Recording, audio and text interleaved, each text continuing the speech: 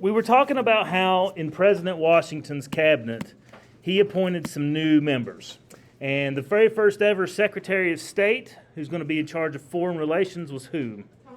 Thomas Jefferson, all right?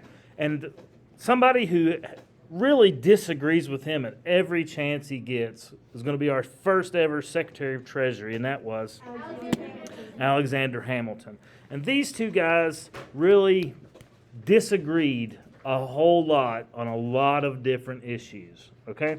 So one of the things that Alexander Hamilton really wanted to accomplish within his role as Secretary of Treasury is he wanted to have a plan for the nation's finances, or a fiscal plan, okay? And that's part of his job.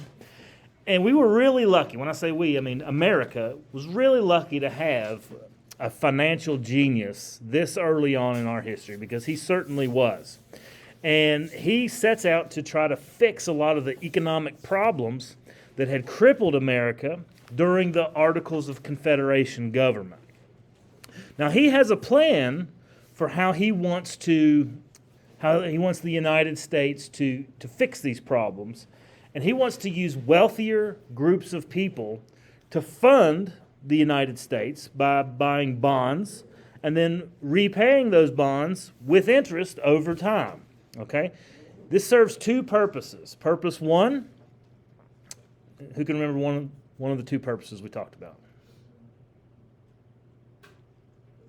If they have money, like stake in the government, they do not want it to fail. That's it. If you have money, if you're an investor in the government, wouldn't it benefit you to see the government be successful? Yeah. What happens if the government folds up? Your money's gone. Okay, it's just like like any other investment. Also, Hamilton believes that by getting wealthier people, it would make more educated people be involved in government, which would be better for that as well. Okay, so he's trying to bolster our national credit by instilling public confidence in the government through the use of the wealthier classes of people. Okay, now how about Thomas Jefferson? What does he think about and Alexander Hamilton's plan to incur all this debt? Bray, you're shaking your head, shaking that mop around. What does that mean? He doesn't really go for that. Why? Why not? Didn't he want America to be a land of farmers? Yeah. He's also very fearful of having another tyranny oppress the rights of individuals, particularly farmers. Now, I'm not talking your massive plantation owners. I'm talking your average farmer, subsistence farmer taking care of their family. But he was a big plantation owner. Thomas Jefferson was a big plantation owner, yes. But he was looking out for the little guy in many cases.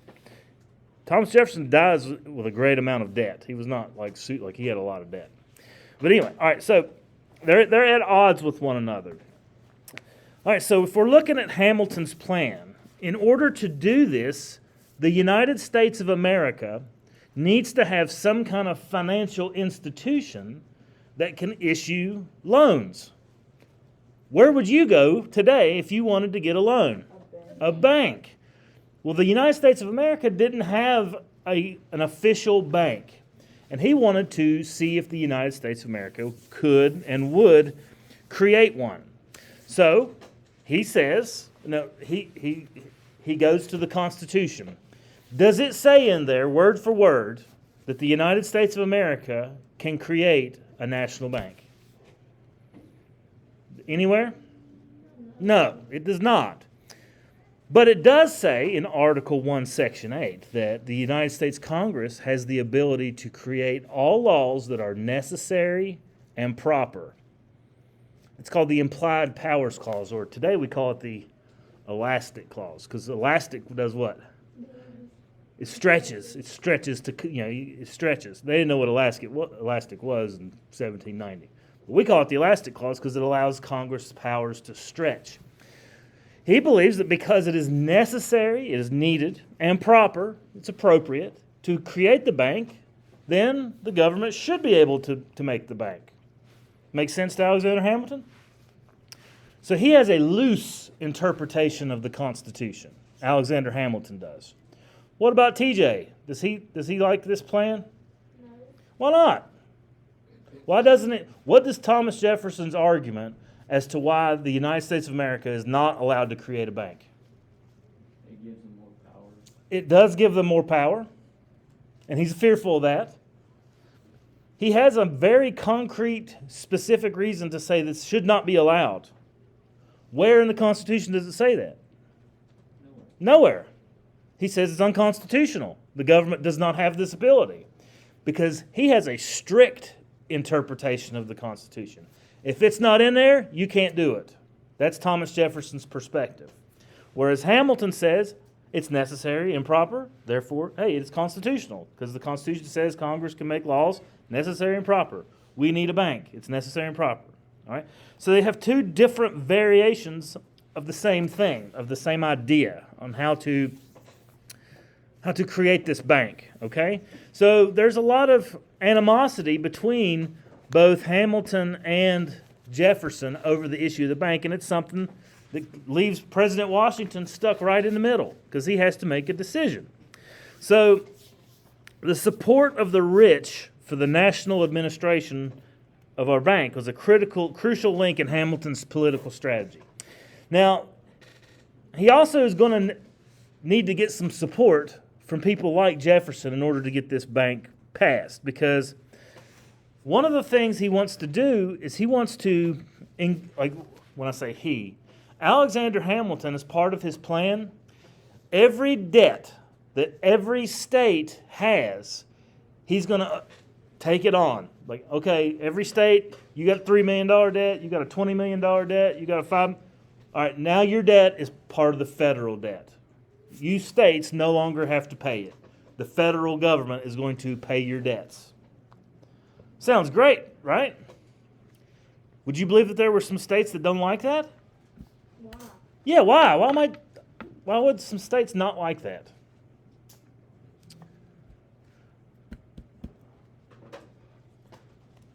Think about it. Do you think all the states had the same debt? What state do you think had the largest debt? Virginia. Good guess. Massachusetts. That's where a significant portion of the American Revolution was fought. And they had a lot of debt incurred as a result. Who had the least debt? Virginia. Virginia is a very large state, and they were capable of paying their own tax with their own state taxes, capable of paying their own debt. And they had, largely. So when Alexander Hamilton comes with this plan to take on all the debts, what does that mean for the state of Virginia, who's already paid a significant portion of their debt? They don't really need to have this assistance because now the federal government's going to be taxing the citizens to pay for everyone's debt. So the citizens of Virginia are going to pay additional money to pay for other states' debt. Does that make sense? And so those states like Virginia, that's not cool with them. They don't like this plan. So once again, we have two sides emerge. Now, and they have differing opinions on the same issue. They want to get this, Hamilton wants this bank to get done. He wants to assume all the debts. He wants to have a strong federal government. Thomas Jefferson, no, let the states do it. We don't want your tyrannical, strong federal government. We don't want these wealthy aristocrats telling us what to do. So they have to come together and meet in the middle. What is that called? It's what our compromise. It's what our country is based upon. So what the compromise does is, after a lot of arguing over it and debating, states that were burdened with heavy debts like Massachusetts liked Hamilton's proposal, but states with small debts like Virginia were less forthcoming. So where was the capital of the United States? It was New York City, okay? Alexander Hamilton says, hey Virginia, hey you Thomas Jefferson, we will move the capital of the United States to Virginia if you help us out with this bank. I know you live in Charlottesville, kind of close to where we could build this new district at. And so many Virginians, they were okay with that. and they came to a compromise. So they moved the capital from New York to a new district called the District of Columbia. We call it Washington, D.C. And that's how our nation's capital came to be, through a political compromise. Now, they didn't call it Washington at the time. They called it the District of Columbia. When did they start calling it Washington? Probably after Washington's administration was ended. Okay? Washington it was the only president to never live there. He never lived there. Okay? John Adams was the first president to live there. Okay? So, Hamilton was able to persuade a reluctant Thomas Jefferson to line up enough votes in Congress to get this federal district built on the banks of the Potomac River in between Maryland and Virginia, called the District of Columbia. You guys ever been there? Never been there? Okay. It's not in Virginia and it's not in Maryland. It's in between. It's its own place. All right? All right, so everybody understand this debate on how the National Bank came about and how our nation's capital was born? When D.C. did Maryland become a state? When did they were one of the earlier ones to ratify? So I would probably say like 1789-ish. I'm just guessing. I don't know for certain. Absolutely, everywhere was a state. Everywhere was a state. Yeah, by this time. Okay, this is during President Washington's administration. Okay, the 13 original colonies were the 13 states by the time Washington took over. Okay, okay.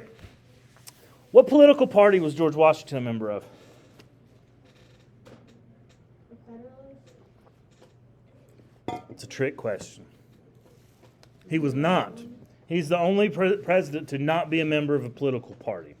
In fact, George Washington warns us that political parties could be the end of our union, of our republic. So, what were the first political parties? One of them is a name that they steal from the people who wanted the ratification of the Constitution. Federalists and Anti-Federalists? That's right, the Federalists, but not the Anti-Federalists. Anti-Federalists were people that wanted to see a Bill of Rights added to the Constitution. The Federalists were the first political party that was created by people like Alexander Hamilton and John Adams. Well, who do you think headed up the other political party? Thomas Jefferson. And it has several names. The Democratic Republicans, the Jeffersonian Democrats, Jeffersonian Republicans, or just plain out Jeffersonians. Those are the first two political parties. So Federalists versus the Democratic Republicans.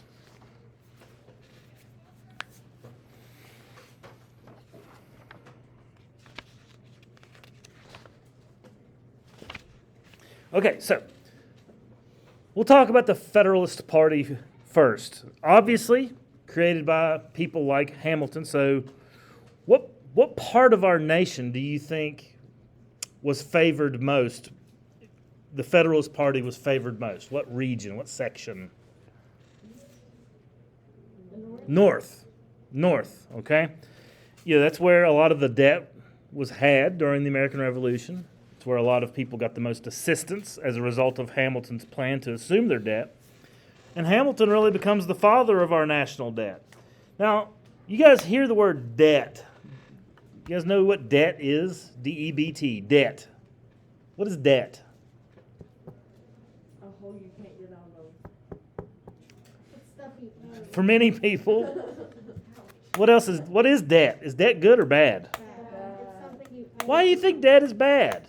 It's like patent, yeah. Okay. I'm but a lowly school teacher, right? I make, I don't know, $45,000 a year. Not a lot, but enough to survive. I want to live in a house. I want to live in a house, as I'm sure many of you guys do too. I want to live in a nice house. Let's say I want to live in a house that costs $100,000. Pretty decent house. Can I afford that? Can I go pay $100,000? No. No. That, That would be me saving up 3 years without spending another penny for really anything, right? So how can I go about owning a house? I go into debt. Yeah. And I can say, okay, now I live in a nice $100,000 house, but is it going to cost me $100,000?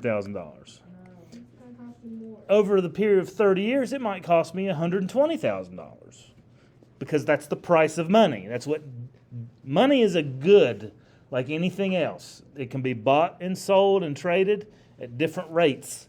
Okay? So Alexander Hamilton understood this, and he incurred this massive debt so that we could have things. All right? So we can have things. What do you think of like the banks and stuff now? What would he think of banks and stuff now? Yeah. I would think he would be very proud of them. He'd be proud. Proud Wow. to see that the banking industry has flourished. You ever been to a big city? What are the biggest banks, or what are the biggest buildings? They're usually banks, okay? And all they do is sell money. They sell money. They're not printing it. That's the government's job. They sell it. They sell money, okay? All right, so now, that being said, the government has to make payments on the debt. You have to make payments. Like, you got to start paying it off.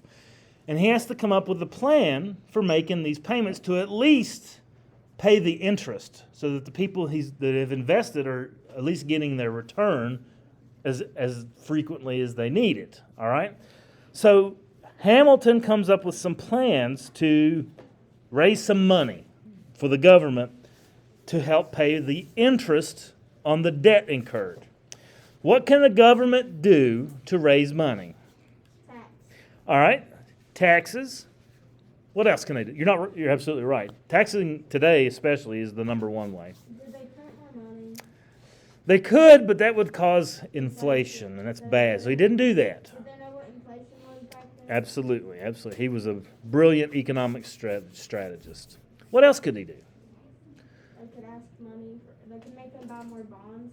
Okay, they could try to absolutely, try to have more investment, but then that would just increase the bottom line because they have to make those interest payments. They're going to try to get other countries to help. How can we get money from other countries? Trade. Okay, trade, and then whenever we export something to them, could we charge them for that? Yeah. What's that called when we put a tax on exported goods? Export tax. Or imported goods, I should say. Tax on imported goods. Import tax. A tariff. A tariff. A tax on imports is a tariff. It's against the law to tax our exports Wow. because it harms American businesses. So why is it okay to tax imports? Because we're getting them. Yeah. What happens to the price of those imported goods when we put a tariff on it? It goes up. Makes them more expensive. So who could that be good for? Government. Okay, yeah, the government's going to get a little money, but who else could it be good for? People who are importing stuff. All right. Let me give you a very general scenario. What is an American luxury car? Lamborghini. That's Italian. Wait, what? An American luxury car. How about Cadillac? Cadillac's American car, made by General Motors. Nice luxury car, nice cars. All right. Mercedes-Benz, also a nice car, but not American. Mercedes is made where? Germany. Yeah, very good. Yeah, das ist gut. Germany. Both are very nice. They're beautiful luxury cars, okay? Very high quality, all across the board, okay? And you can go to a dealership and buy a Cadillac for $80,000. I'm just guessing, okay? Which is expensive. But Germany is able to make their cars cheaper for some reason. And they can ship their cars to America, and you could buy a Mercedes for $75,000. So it's a little bit less expensive. Now, I don't know about you, people do take pride in purchasing American goods, but in America, what talks? Money. If you can get the same quality automobile for $5,000 cheaper, are you more likely to buy that one? Yeah, so what America could do, I'm not saying they do this, but they could put a tariff on those imported goods of, say, $7,000 per car. And so now what happens to the price of that car at the market? It goes up. And so now you can get a Cadillac for $80,000 or a Mercedes for $82,000. So the Cadillac, the American-made automobile, is less expensive than the Mercedes. The American government is getting money from that imported good, so that's another benefit. And what are you more likely to buy? The American car. So it's good for American industry. Does that make sense? So tariffs traditionally have been thought to be good. Sometimes they're not, though. And we're going to look at several times throughout this year where tariffs have caused like massive depressions. All right? Okay, so that's one of the things Alexander Hamilton is going to do to try to raise some money to pay the interest. All right? A tariff. So the first ever tariff law was pretty low. It was pretty low. It was about 8%. That's how we do it. That's how tariffs work. They tax a percent of the good, the total value of the good. And it was passed easily by Congress. And revenue is the main goal of it. It was not intended to protect American industry initially. It was totally intended to raise money. That's the entire purpose of Alexander Hamilton's first ever customs duty or tariff. All right? But it's not enough. It's not enough. They need more money. They need more money. And so Hamilton convinces President Washington to push Congress to pass an additional tax revenue. Now, this is long before there's any such thing as an income tax. You guys know what the income tax is? When you're taxed on the money you make. Yeah, you don't even pay it. They take it from you. Like, when you guys start getting jobs and stuff, you say, okay, I make $10 an hour. I worked 40 hours this week. It's time for payday. How much money should you get? You think Hamilton was like that? If you made $10 an hour and you worked 40 hours in a week, how much money should you get? $40. What? If you make 400. Okay, math people. You worked 40 hours in a week. Oh, So 40. You get paid $10 an hour. And that's 400. That's $400. Thank you. So when payday comes and your paycheck says $220, where did all your money go? The government. Taxes, the state and federal government. Those income taxes did not exist at this time.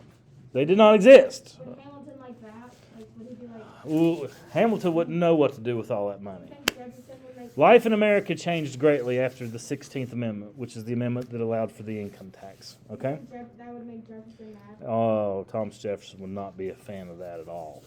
At all. At all. He might kill somebody over that. Okay? All right, so he comes up. All right, so he has a plan for taxing. It's called an excise tax.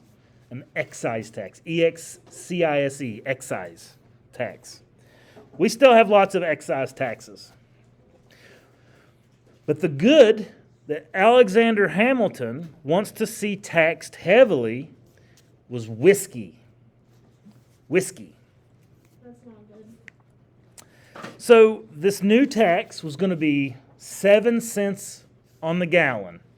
So for every gallon of whiskey manufactured, produced, and sold, there would be a commercial tax of 7%. 7 cents on the gallon.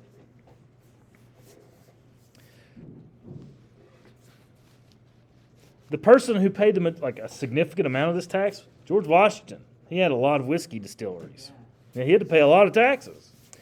But this puts a particularly difficult burden on one group of people. Can you? People what? What'd you say? People who are making whiskey. For what purpose? Sell All right, I'll paint a picture for you. It has been a theme so far that we've had struggle between people that live in the eastern part of the United States and on the frontier, backcountry people, people on the edge of the Appalachian Mountains. That was the far west at this time, okay? And if you're living on that frontier, there's not a lot of places and markets where you can go and spend money. In fact, you're probably doing what for a living if you're living as a frontier person? You're just you got a cabin and you're just making it and taking care of yourself and your family. So let's say that one of the crops that you're most likely going to grow, because it's a superfood, is corn. You're going to grow corn. Corn grows fantastic in the eastern part of the United States. It grows fantastic all over the U.S. So you grow corn, and what happens to, like, let's say you grow more corn that you and your family can eat. Whiskey. Yeah, but you'd like to, try to preserve it, so can you put it in the fridge? No, can't freeze it. There's no freezers. So what's the best way to preserve corn? Whiskey. You turn it into whiskey, all right? And so you can take that whiskey and you can trade with it, barter.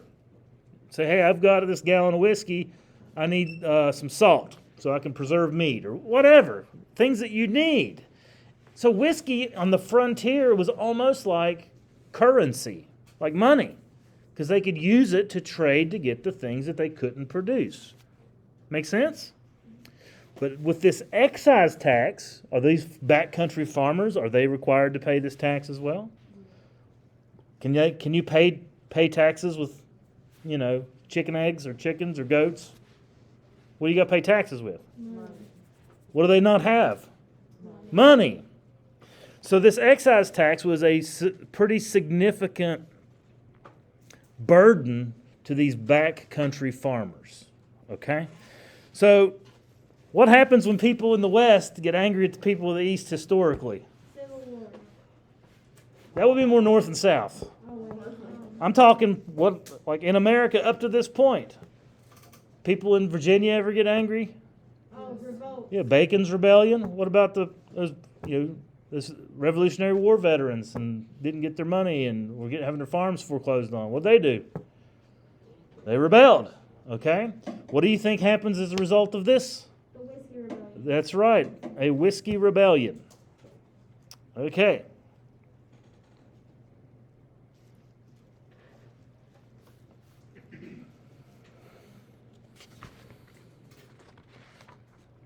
All right, this whiskey rebellion flares up in what is southern Pennsylvania. This one's in Pennsylvania in 1794. This rebellion is more than just backcountry farmers angry over paying taxes. This is the first challenge of the federal government. Because what's happened in the past when people have risen up against the government? They got crushed. Have they? Oh, wait. No. I mean, what did Nathaniel Bacon in the 1600s? He burned Jamestown down and ran the governor out of town. But he died. He did die, yeah. Okay. Daniel Shays, 1780s, not too far removed from this. They could have really caused a lot of problems in Massachusetts until George Washington stepped in. So what the federal government, what George Washington has to prove is that the federal government is strong and is capable of preventing rebellion and protecting our union. So the people, these pioneer folk who are really upset about Hamilton's excise tax, they didn't just see this as a tax on a frivolous luxury, whiskey. You don't need whiskey to survive, obviously. You probably live longer without it. But the way in which they used whiskey as a currency was particularly hard on them. So they began to do the things that people in rebellion in the United States do. They tarred and feathered tax collectors to bring collections to a halt. Oh, you're going to be a tax collector? Let's see how well you collect taxes, tarred and feathered. to try to prevent people from wanting to be tax collectors. Okay, when Washington and Hamilton hear of this rebellion going on, what do you think Hamilton tells Washington to do? Go get him. You better go get them. You have to make an example. You have to prove not only to these people in rebellion, but to the entire country and really to the entire world that you mean business, that America is for real, that you can protect and keep order in our infant nation. So, with the encouragement of Alexander Hamilton, George Washington summons a militia from several states, and about 13,000 men go to western Pennsylvania, armed. When they get there, what do they find? Do they find like all these farmers, protesting in the streets and, what do they see? What do they find? Just people farming. This is not like, people going to the steps and marching around with signs. They just don't want to pay the tax. And so they just tar and feather the tax collector every once in a while and then they go home. There's no active rebellion going on. But there's an army of 13,000 men marching around western Pennsylvania looking for it. They don't find anything. Okay? It's largely bloodless. All right? There were about 3 people killed as a result of this whiskey rebellion. So, how is George Washington seen as a result of this? A tyrant. Yeah. He's seen as using a heavy hand. He takes a lot of criticism for this. You killed 3 Americans, man. I thought we had the right to freedom of expression. And they got a point. He takes some heat for this. 3 people did die. Have they done anything like this in more recent American history? Have they killed any Americans for protesting? Yes. Yes. Okay. Now, the Whiskey Rebellion itself, minuscule. We're talking, it's not even that much. They probably spent more money sending the militia there than the money they would have actually gotten from the tax itself. Okay? The rebellion itself is minuscule. But what it does show is that our federal government is strong and can act. It does show that. So it's not a complete failure for our government. Washington does take some heat for it. So look at this political cartoon I have posted. Take a look at that. Who can interpret this? First off, who's the man?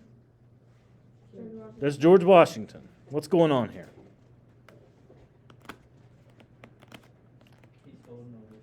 He's holding a whiskey bottle. What's inside that whiskey bottle?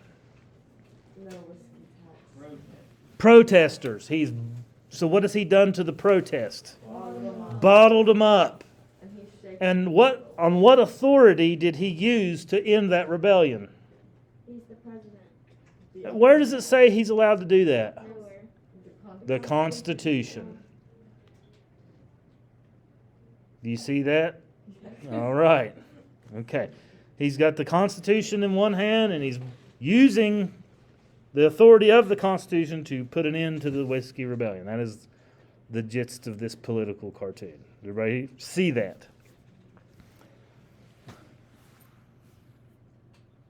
Okay? All right, so questions on the Whiskey Rebellion?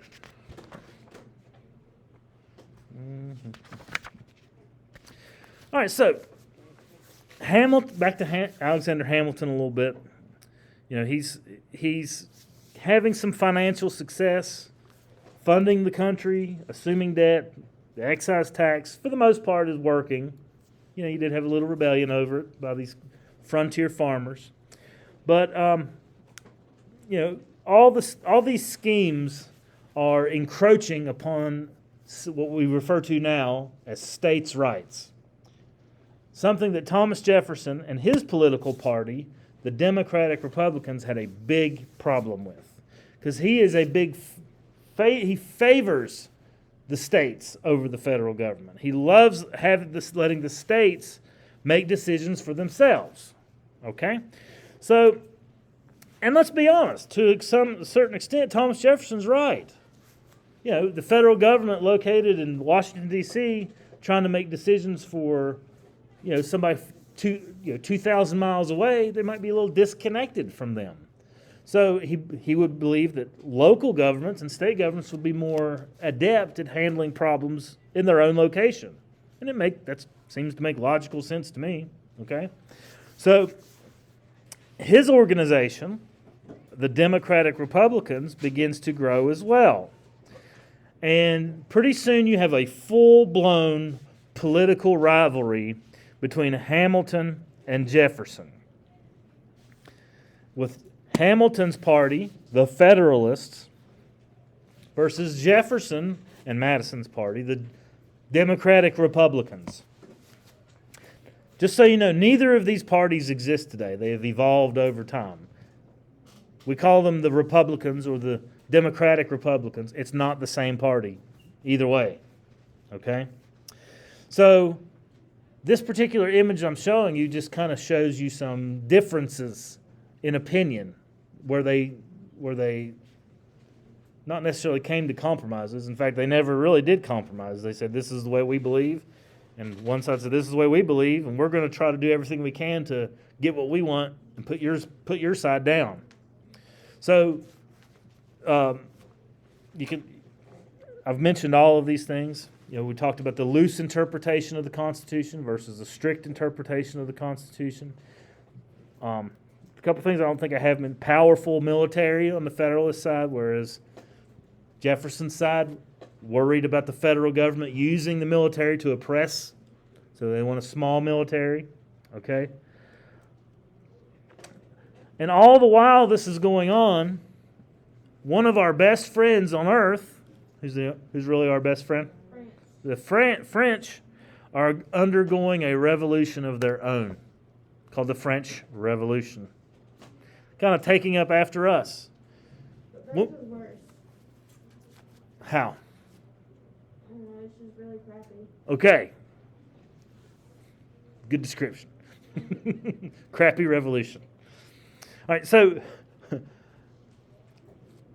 when Washington took reins of the government and began to institute all these policies of Alexander Hamilton, Alexander Hamilton favors which nation?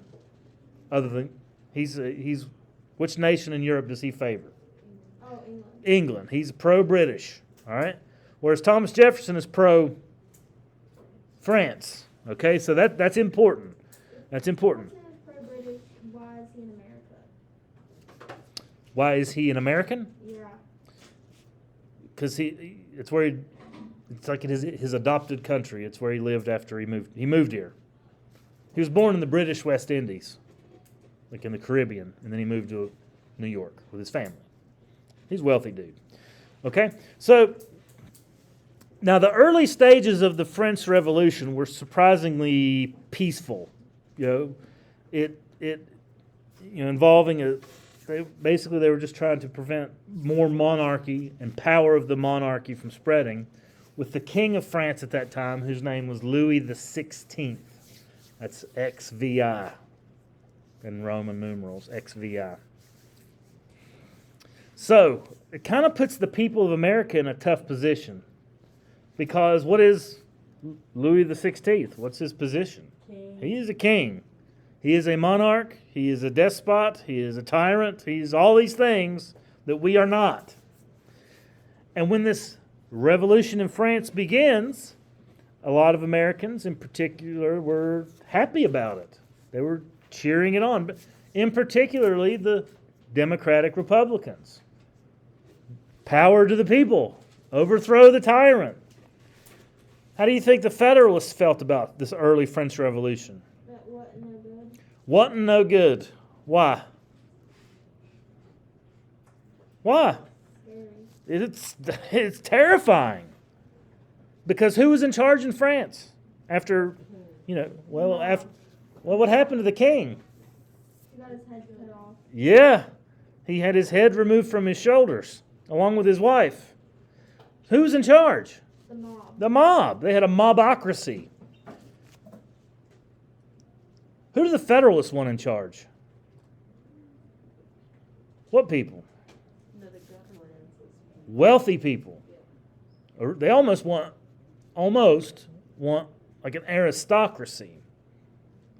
So when France is going through the throes of revolution, it kind of made some Federalists kind of grab at their necks a little bit because they were fearful that something like this could happen to them, especially after the King of France was beheaded in 1793. Because then it began what is now known as the head-rolling reign of terror. That's what it's called. Because his head was not the only one to roll. They even invented a machine to make it more efficient. You know what it's called? The guillotine. The guillotine. It's a French word because it was invented for the sole purpose of executing people quickly. So, a lot of Federalist aristocrats, they were worried and they were eyeing the Jeffersonian Republicans, thinking they might rise up because are there more wealthy people or are there more, farmers? Farmers. Yeah, way more farmers, way more. And if you look at history, which one's more likely to grab their pitchfork and go burn something down? Yeah, farmers. Okay? All right, so that's a good place to stop for today. Does anybody have any questions? All right, so your outlines will be due on Monday. We'll have a test on Tuesday, so we're winding our way through. And this will be on